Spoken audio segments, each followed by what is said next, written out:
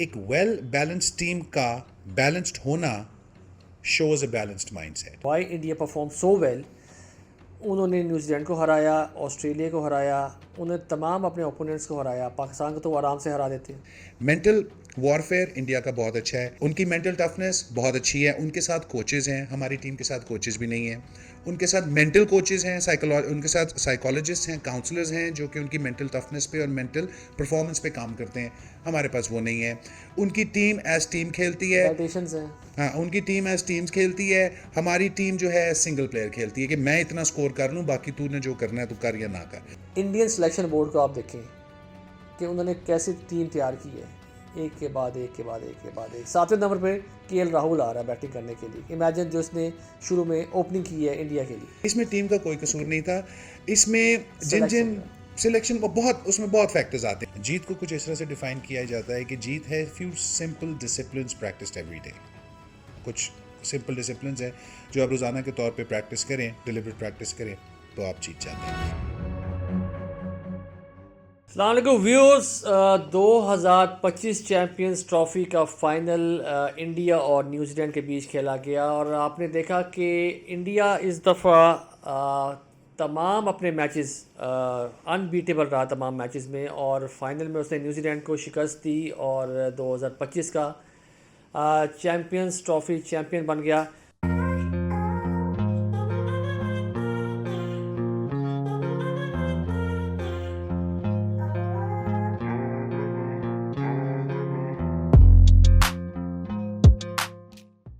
लेकिन ये चैम्पियन जो इंडिया बना है ये कोई एक ओवरनाइट चीज़ नहीं है। इसके पीछे इंडियन टीम की, इंडियन मैनेजमेंट की, इंडियन क्रिकेट बोर्ड की वो मेहनत जो आज लोगों ने देखी और जिसने आज इंडियन टीम को चैम्पियंस ट्रॉफ़ी का चैम्पियन बनाया, उन तमाम मौज़ूआत पे हम बात करेंगे बाबा के साथ कि बाबा हमें बताएं, आप चैम्पियन ओवरनाइट नहीं बनते।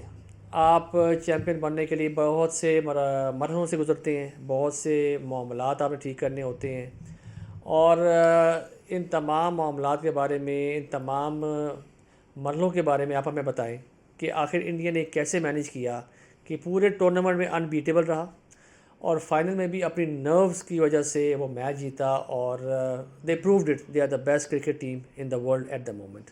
सो योर व्यूज़ ऑन दैट।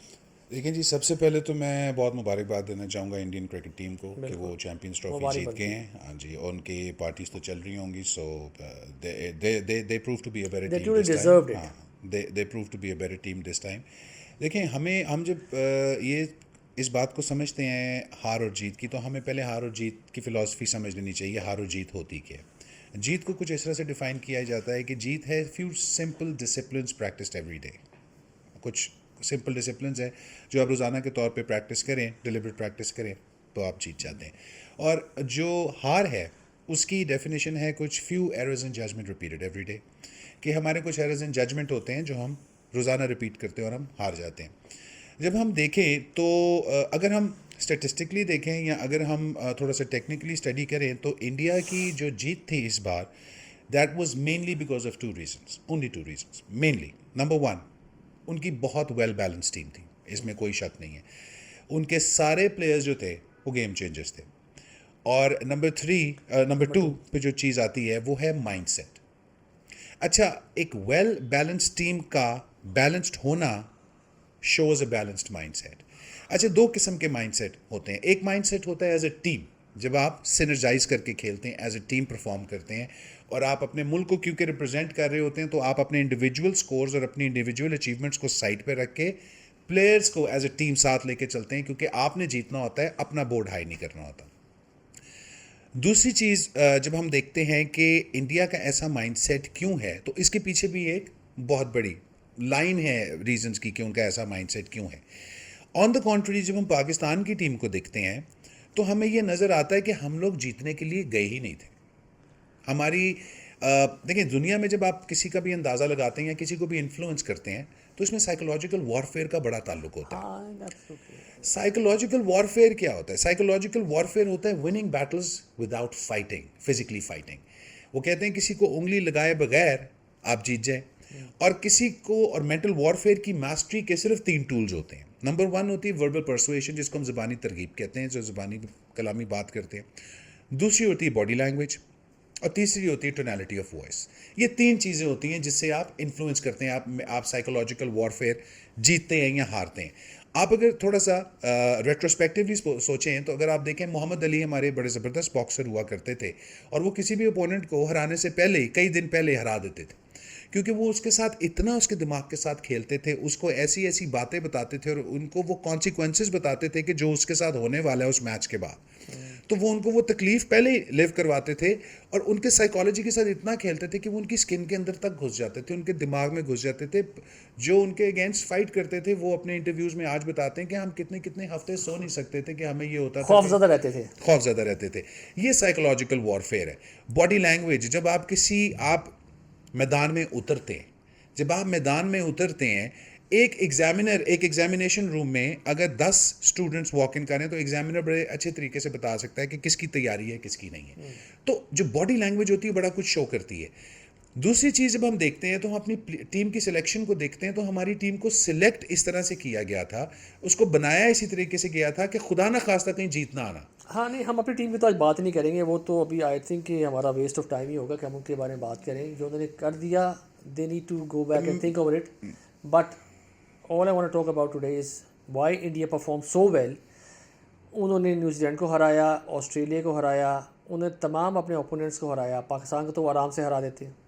और इसके पीछे वजूहात जो हैं, मैं से उसके बारे में जानना चाहूँगा। एक छोटी सी आपसे बात करूँगा आज, तो उसके बारे में बताएं कि वाई देखिए, जब भी they are the best team in the world. They have so long batting line, they have all rounders, एक आउट होता है दूसरा चल पड़ता है। So you know they have class. ये कैसे पॉसिबल हुआ? देखिए, कोई इसमें रॉकेट साइंस नहीं है। जब भी हम इन कंपैरिजन जाते हैं ना, तो मैं हमेशा यही कहता हूँ कि हमारी टीम है, जैसी भी है, अच्छी है, बुरी है, हमें इनसे प्यार ही है, इसमें तो कोई शक वो नहीं अलग बात है, प्यार। लेकिन तो नहीं, वो हर बंदे का, वो कहते हैं ना ओपिनियन, गाना भी बन गया कि प्यार है, जी, वो कहते हैं हरकतें भी ओपिनियन, प्यार वाली करें ना आप। वो कहते हैं ना opinion is like a knows, everybody's got one. आपका ओपिनियन हो सकता है, आप कह सकते हैं, मेरा ओपिनियन ये है कि इसमें टीम का कोई कसूर नहीं था। हकीकतन अगर हम देखें, देखिए मैं किसी की साइड नहीं ले रहा हूँ, इसमें टीम का कोई कसूर नहीं था। इसमें जिन सिलेक्शन बहुत, उसमें बहुत फैक्टर्स आते हैं। तो हम जब अकेले टीम को किसी चीज़ के लिए ब्लेम करते हैं ना, तो मुझे ऐसा लगता है, because I have been a sportsman myself, I have been a player for rugby player myself, मैं रेसलिंग भी करता रहा, तो मुझे पता है कि जब आप अपनी तो बेस्ट देते हैं, लेकिन जब आपके साथ बकाया के 10 अगर बेस्ट नहीं दे रहे, तो फिर आप कुछ नहीं कर तो सकते। सिलेक्शन टीम जो है, सिलेक्शन कमेटी जो है, उनका फॉल्ट है ना इसमें। बिल्कुल, बड़े बड़े लोगों का फॉल्ट है। On the contrary, Indian selection board को आप देखें कि उन्होंने कैसी टीम तैयार की है, एक के बाद एक के बाद एक के बाद एक। 7वें नंबर पे केएल राहुल आ रहा है बैटिंग करने के लिए। इमेजिन, जो इसने शुरू में ओपनिंग की है इंडिया के लिए। देखिए, वो एक बड़ी ज़बरदस्त वो शेर है, वो कहते हैं ना कि वक्त करता है बरसों परवरिश इसकी, हादसा यूं ही एकदम नहीं होता। ये जो हमारे साथ हुआ है ना, ये बरसों की प्रॉब्लम्स चलती आ रही हैं, ये एकदम कुछ नहीं हुआ। अगर आप पाकिस्तान की जनरली परफॉर्मेंस देखें तो वो मुझे कभी भी अच्छी नहीं लगी आजकल के दौर में, सीधी सी बात है। बट जब हम बात करते हैं कि इंडिया के विनिंग माइंडसेट की, तो इंडिया ये ट्रॉफी जीतने आया था, मैच खेलने नहीं आया। तो हम अगेन बात वही आती है at the end of the day कि आप अपनी ज़िंदगी में जो भी करते हैं, it's 80% psychology and 20% mechanics. Mental warfare India का बहुत अच्छा है, उनकी मेंटल टफनेस बहुत अच्छी है, उनके साथ कोचेज़ हैं, हमारी टीम के साथ कोचेज़ भी नहीं हैं। उनके साथ मेंटल कोचेज़ हैं, उनके साथ साइकोलॉजिस्ट हैं, काउंसलर्स हैं, जो कि उनकी मेंटल टफनेस पे और मेंटल परफॉर्मेंस पे काम करते हैं। हमारे पास वो नहीं है। उनकी टीम एज टीम खेलती है, हाँ, उनकी टीम एज टीम्स खेलती है। हमारी टीम जो है सिंगल प्लेयर खेलती है कि मैं इतना स्कोर कर लूँ, बाकी तूने जो करना है तो कर या ना कर। सो इसमें बड़ी बड़ी वजूहात हैं। और एकदम जब आप नए प्लेयर्स टीम में डालते हैं ना, तो एक दिन के अंदर आपकी सिंक्रोनाइजेशन नहीं होती टीम के साथ। तो मैं जैसे कहता हूँ कि इसमें सिर्फ टीम का कसूर नहीं है, मैं बिल्कुल अपनी पाकिस्तान टीम के साथ हूँ, लेकिन इसका मतलब ये है कि जहाँ जहाँ पे ये फॉल्ट हैं, वहाँ पे आइडेंटिफाई करके उसको प्लीज़ रेक्टिफाई कर ले। खाम खाम में अपनी टीम से बुरा परफॉर्म करवा के और फिर उन्हीं को गालियाँ दिलवानी और ख़ुद भी देनी। तो मुझे ये लगता है कि हमें अब ज़रा पॉजिटिव माइंडसेट के साथ जाना चाहिए, हमें नेगेटिव थिंकिंग से बाहर निकलना चाहिए। एज ए टीम हमें ये सोचना चाहिए what we can do better. हमें अपनी इंडिविजुअल परफॉर्मेंस पे और अपनी इंडिविजुअल फिटनेस पे, मैं जब आप विराट कोहली का अगर निकालें ना कि विराट कोहली की वो कौन सी ऐसी 7-8 हैबिट्स हैं जिसकी वजह से विराट कोहली इज़ विराट कोहली, तो वो सबसे पहले ये कहते हैं कि इमेंस फोकस, इंटेंस फोकस है उस बंदे का, इमेंस फोकस है। उसके बाद कहते हैं कंसिस्टेंसी। कंसिस्टेंसी किस चीज़ में? नंबर 1 कंसिस्टेंसी है उसकी फिजिकल फिटनेस में, नंबर 2 कंसिस्टेंसी है उसकी मास्टरी ऑफ द टेक्निक में, जो वो बैटिंग करता है और वो उसकी कितनी प्रैक्टिस करता है, नंबर 3 उसकी कंसिस्टेंसी है कि वो सुबह, अब उसने अपने टाइम्स रखे हुए हैं कि जब कोई नहीं कर रहा होता तब वो कर रहा होता है, उसने एक बनाया हुआ है कि when nobody is doing it I am doing it, he is always a step ahead, क्योंकि वो कांस्टेंट कंसिस्टेंट है इम्प्रोवाइजेशन में, कॉन्स्टेंटली इंप्रूव कर रहा होता है। एक कवर ड्राइव ही लेके ना आप अपने करियर पे नहीं फोकस कर सकते, तो वो हर तरफ फोकस कर रहा होता है। मुझे याद है कि जितने जब सचिन तेंदुलकर से जब वो रिटायर हो रहा था तो उससे जब पूछा गया कि सचिन, आई बिलीव सलमान खान उसका इंटरव्यू ले रहा था और उसने पूछा कि आपकी जगह आप कौन लेगा, तो उसने इशारा किया था विराट कोहली की तरफ। तो आप देखें कि उसकी बात बिल्कुल सच्ची हो गई।